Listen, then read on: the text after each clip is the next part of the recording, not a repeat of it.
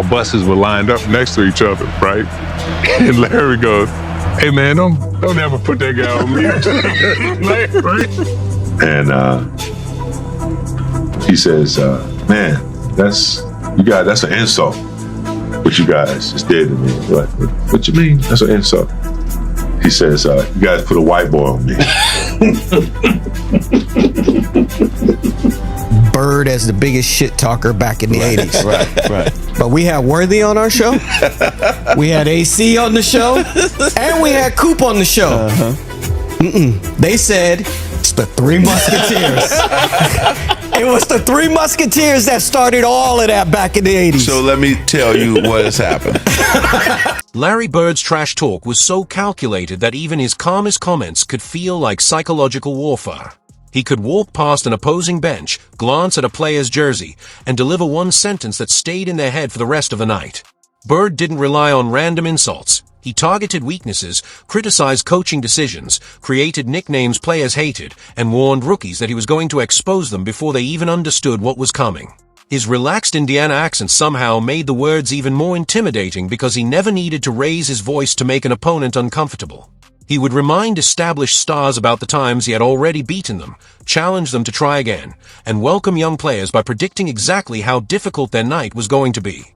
Long before social media turned NBA trash talk into viral content, Bird's comments had already become legendary inside locker rooms, spreading from player to player like basketball folklore. Today, we're not looking at his statistics, we're looking at the insults, warnings, and psychological attacks that made the hick from French Lick such a nightmare. Some trash talk happened during games, some happened to practice, but Bird sometimes started his mind games before the players even reached the arena. In 1992, Chris Webber was one of the biggest young stars in college basketball and had been invited to scrimmage against the original Dream Team, featuring legends like Magic Johnson, Michael Jordan, Charles Barkley, David Robinson, Patrick Ewing, and Larry Bird. These weren't simply NBA stars, they were global icons, and for Webber, the goal was straightforward: survive the experience and prove he belonged. But before the scrimmage even began, Webber found himself sharing a limo with Larry Bird, and true to form, Bird didn't wait until they stepped onto the court to begin the psychological battle. I get in the car and it's Larry Bird, and I shake his hand. I'm quiet, trying to feel that balance in the car and everything, and it's the old school limo sitting in the back. And when we get out, he doesn't say much, but when we get out, he goes, "Hope you get your sleep tonight, because I'm going to bust your ass tomorrow." That was all Larry Bird needed. There was no introduction, no small talk about college, and certainly no warm welcome for the young Chris Webber. Bird immediately launched into a verbal attack with the kind of calm confidence that made his trash talk even more intimidating. He didn't care that Webber was still developing, that this was technically only a scrimmage, or that his back problems had already taken away some of the athleticism he had earlier in his career. Bird knew exactly who he was, and whenever he stepped onto a basketball court, he expected his opponent to understand what was coming. In Bird's world, you weren't simply playing a game. You were preparing to get embarrassed, and he wanted you thinking about that possibility before the warm-ups were even finished. The Dream Team scrimmages were especially intense because the greatest players in the world competed as if everything was on the line, even when it wasn't an official game. Bird had already accomplished almost everything possible, but that didn't stop him from enjoying the chance to intimidate a young star before the day had even properly started. Imagine being one of the biggest college players in the country, stepping out of a limo expecting an unforgettable basketball experience, only to have Larry Bird calmly tell you what he planned to do to you. That wasn't ordinary trash talk. Bird was practically giving Webber a preview of his own downfall before the first whistle. Most players kept their trash talk between themselves and their direct opponent, but Bird often expanded the battlefield. He could target coaches, teammates, and anyone else he thought deserved attention. That became obvious during a Celtics matchup against the Knicks in the mid-1980s at Madison Square Garden, the legendary basketball venue where the crowd could make every possession feel enormous. The building was rocking, the lights were shining, and Bird was already controlling the game when he noticed someone stepping away from a Knicks bench. As he walked over to inbound the ball, Bird recognized the man and decided that, for a moment, the basketball could wait. Larry Bird had something to say. Next Viacy. Danny still tells the story like it happened yesterday, and it is easy to understand why it stuck with him. Bird stood there holding the basketball, making absolutely no effort to keep his comments private.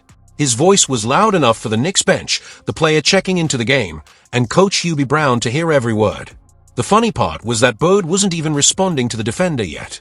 He had already decided the matchup was a mistake before the player had taken a single step onto the court. Imagine preparing to check into an NBA game and hearing the superstar you're supposed to guard laughing at the decision before the referee even blows the whistle. That was Larry Bird's version of psychological warfare. He wasn't satisfied with simply beating a defender. He wanted every basket to become a message for the coach who made the decision. Every jumper felt like another reminder that Bird believed the substitution was a terrible idea. It turned the game into something bigger than a one-on-one battle because Bird was practically putting on a live press conference right next to the court. And Hubie Brown heard all of it. With Bird, it didn't matter whether you were a coach, veteran, teammate, or rookie. If he thought you had given him the wrong matchup, he was going to make sure everyone knew about it, and then he was going to prove his point on the scoreboard. Isaiah Thomas learned that lesson too. During a Celtics-Pistons matchup inside the old Silverdome, the game had barely gotten underway when Detroit sent a different defender over to handle Bird. Maybe the move came from a carefully planned defensive strategy. Maybe it was simply the best option available at that moment. Either way, Larry Bird saw something completely different.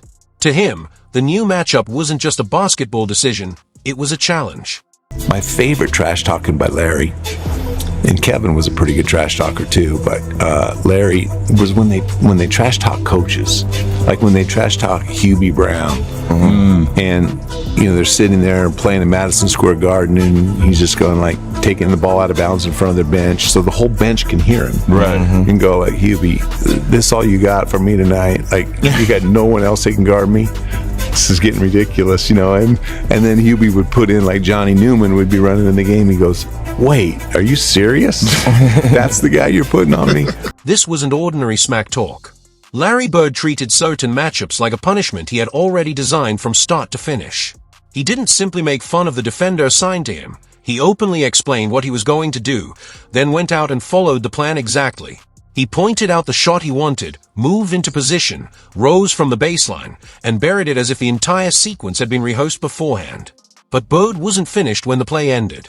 After the buzzer, he came back to make sure the message had reached everyone involved. The real target wasn't always the defender standing in front of him. Sometimes, Bird was sending a message directly to the coach who had made the decision. In his mind, defensive matchups revealed whether a team truly understood what he could do. Put the wrong player on him, and Bird saw it as an invitation to prove you had made a mistake. Against Isaiah Thomas and the Pistons, that meant getting challenged, getting beaten, and then hearing about it afterward. Bird didn't just want to win the possession, he wanted the other side to remember the decision that created it. And that brings us to another level of his trash-talking game, talking while actively dismantling one of the best defenders in the league. In the mid-1980s, the Celtics and Lakers were locked in one of basketball's fiercest rivalries, and every matchup carried enormous pressure. Michael Cooper was one of Los Angeles' premier defensive specialists, a former Defensive Player of the Year known for making life miserable for opposing stars. He was preparing to spend another night chasing one of the NBA's most dangerous scorers. But before the ball was even officially in play, Larry Bird had already decided exactly how the night was going to go. We walk out on the court, and Vincent is guarding Larry, right? And Larry looks at me and he was calling me cheesy. He goes, cheesy like you putting him on me?